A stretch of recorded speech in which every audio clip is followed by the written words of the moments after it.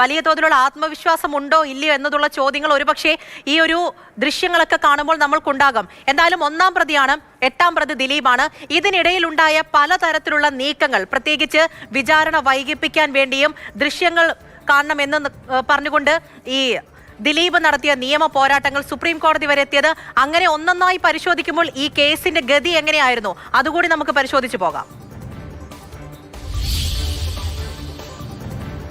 പൂജ, വിചാരണ നടപടികൾ അനന്തമായി നീണ്ടുപോയ ഒരു പശ്ചാത്തലത്തിലാണ് ഈ കേസിലെ ഒന്നാമത്തെ പ്രതിയായ പൾസർ സുനിക്ക് സുപ്രീം കോടതി ജാമ്യം അനുവദിക്കുന്നത്. നേരത്തെ പലവട്ടം ജാമ്യം തള്ളിയ ശേഷം ഈ കേസിന്റെ വിചാരണ അടുത്തൊന്നും തീരാൻ സാധ്യതയില്ല, അപ്പോൾ ഒരാളെ അനന്തമായി ഇങ്ങനെ വിചാരണ തടവുകാരനായി ജയിലിലിടാൻ കഴിയില്ല എന്ന് പറഞ്ഞുകൊണ്ടാണ് കോടതി ജാമ്യം നൽകി വിട്ടയച്ചത്. കർശനമായ ഉപാധികളൊക്കെ തന്നെ ഉണ്ടായിരുന്നു. പക്ഷേ ജീവിതം ആഘോഷമാക്കാനാണ് പിന്നീട് ഈ പ്രതി പൾസർ സുനി ഇറങ്ങിത്തിരിച്ച. ഇതിനിടയിൽ ചില കേസുകളിലൊക്കെ തന്നെ സുനി ചെന്ന് ചെയ്തു. അങ്ങനെ പൾസർ സുനിയുടെ ജാമ്യം റദ്ദാക്കാനടക്കം പ്രോസിക്യൂഷൻ ചില നീക്കങ്ങൾ നടത്തിയിരുന്നു. പക്ഷേ അതൊന്നും വിജയിച്ചില്ല. പക്ഷേ ഇത്രയും വലിയ ആത്മവിശ്വാസമൊന്നും പൾസർ സുനി കാണിക്കേണ്ടതില്ല എന്നതാണ് നമുക്ക് പറയാൻ കഴിയുന്നത്. കാരണം കൃത്യമായ തെളിവുകൾ ആ കൊട്ടേഷൻ സംഘത്തിനെതിരെ ആ നടിയുടെ ഭാഗത്ത് നിന്ന് തന്നെ അവരുടെ മൊഴിയായി തന്നെ വന്നിട്ടുണ്ട് എന്നതാണ് നമ്മൾ മനസ്സിലാക്കുന്നത്. കാരണം ഇത്തരത്തിലുള്ള കേസുകളിലൊക്കെ തന്നെ ആ പരാതിക്കാരിയുടെ മൊഴിക്ക് വലിയ വിശ്വാസ്യതയുണ്ട്. അതുകൊണ്ട് തന്നെ ഈ കൊട്ടേഷൻ സംഘത്തിന്റെ കാര്യത്തിൽ ഏതാണ്ട് കൃത്യമായ തെളിവുകളൊക്കെ തന്നെ കോടതിക്ക് മുന്നിലേക്ക് എത്തിയിട്ടുണ്ട് എന്ന് നമുക്ക് വിശ്വസിക്കാം. പക്ഷേ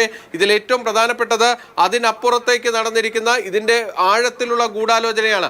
ആ ഗൂഢാലോചനയുടെ ഘട്ടത്തിലാണ് ദിലീപ് അടക്കമുള്ളവർ പ്രതിസ്ഥാനത്തേക്ക് വരുന്നത്.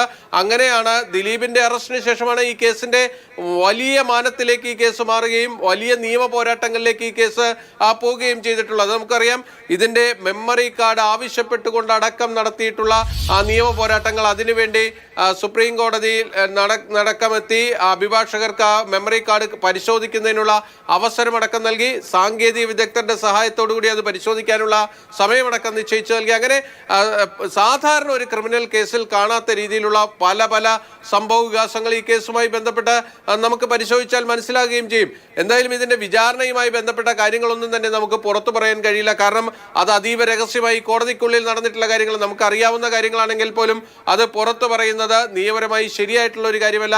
എന്തായാലും 8-ാം തീയതി ഇതിന്റെ ഇൻ ക്യാമറ പ്രൊസീഡിംഗ്സ് ആദ്യം കോടതി മാറ്റും. അതായത് തുറന്ന കോടതിയിലേക്ക് ഇതിന്റെ നടപടിക്രമങ്ങൾ കൊണ്ടുവരും. അതിനുശേഷമായിരിക്കും ഈ കേസിലെ വിധി പ്രസ്താവത്തിലേക്ക് കോടതി പോവുക. ആദ്യഘട്ടത്തിൽ ഈ കേസിൽ ആരൊക്കെ കുറ്റക്കാരാണെന്ന് കണ്ടെത്തുക എന്നത് തന്നെയാണ് ഏറ്റവും പ്രധാനപ്പെട്ട കാര്യം. അവിടെയാണ് ദിലീപിന് 8-ാം തീയതി ഏറ്റവും നിർണായകമാണെന്ന് പറയേണ്ടി വരുന്നത്. കേസിലെ ഓരോ പ്രധാനപ്പെട്ട കാര്യങ്ങളൊക്കെ നടന്ന ഒരു വലിയൊരു കേസ് തന്നെയാണ്.